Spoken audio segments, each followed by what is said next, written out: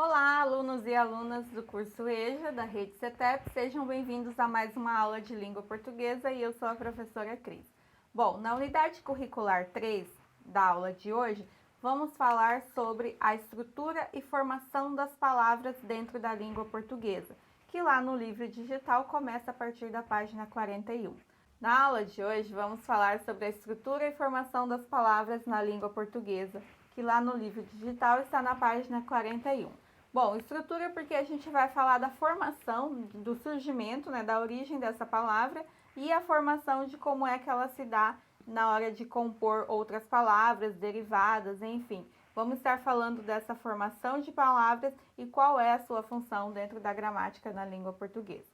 A gramática, então, em si, ela se subdivide basicamente em três partes, que chamamos de fonologia, que tem a ver com o som dessa palavra, a morfologia, que tem a ver com essa estrutura e a formação da palavra que vamos estar exemplificando, e a sintaxe, que é na hora de juntar tudo isso para se formar as frases ou até mesmo o texto. Então, cada parte da gramática trata de um tópico de uma área diferente que está dividida nessas três partes.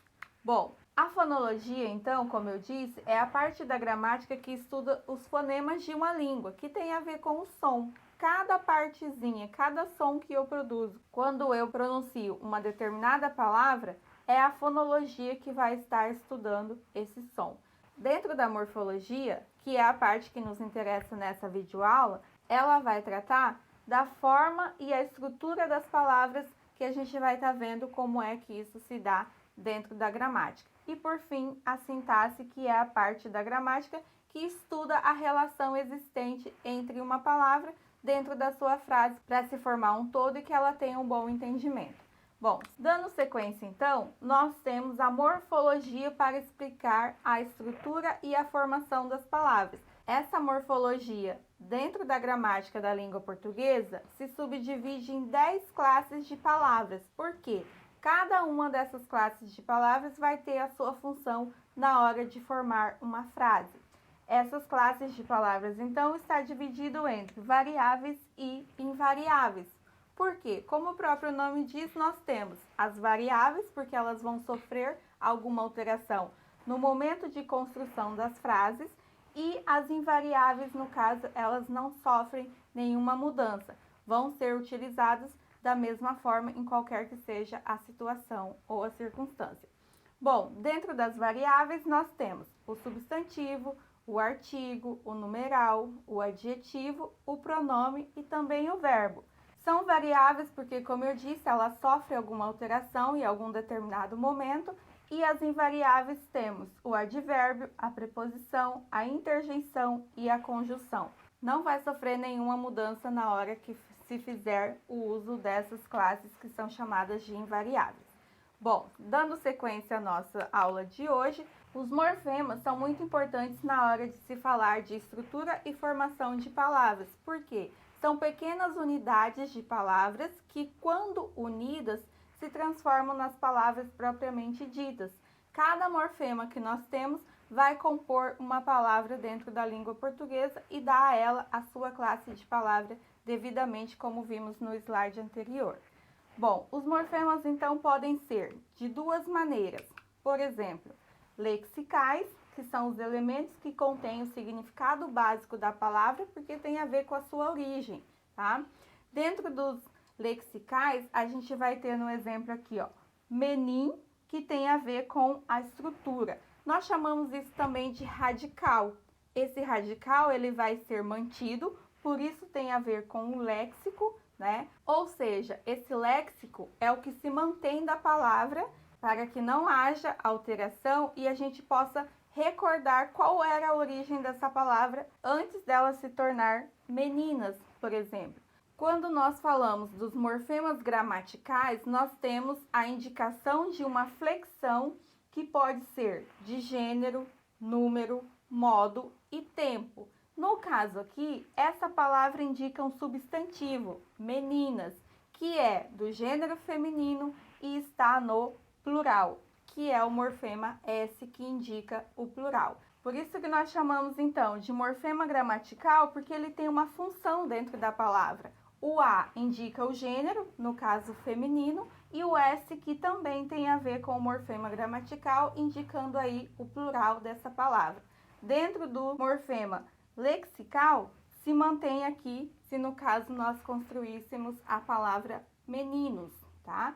Dando sequência, então, a gente tem o radical das palavras, que é quem carrega o significado básico de todas as palavras e por isso suas variações possuem sempre o mesmo núcleo. Foi o que eu disse anteriormente. No caso da palavra meninas, a gente tem um radical lexical mantido para que a gente lembre de qual era a origem dessa palavra antes dela sofrer essa variação com os morfemas gramaticais.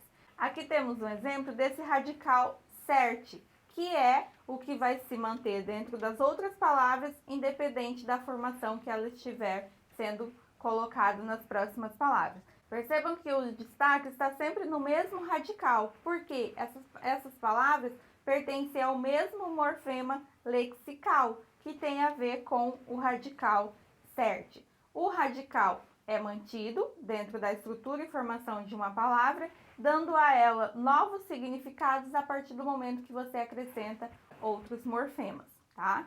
Então, na sequência, a gente vê que os afixos são elementos que se ligam ao radical para formar novas palavras, podendo ser prefixos ou sufixos. Então, os afixos, eles são importantes porque eles vão ajudar a construir novas palavras com a ajuda dos prefixos e sufixos. Então, o que tem a ver esse prefixo e esse sufixo na formação de uma nova palavra?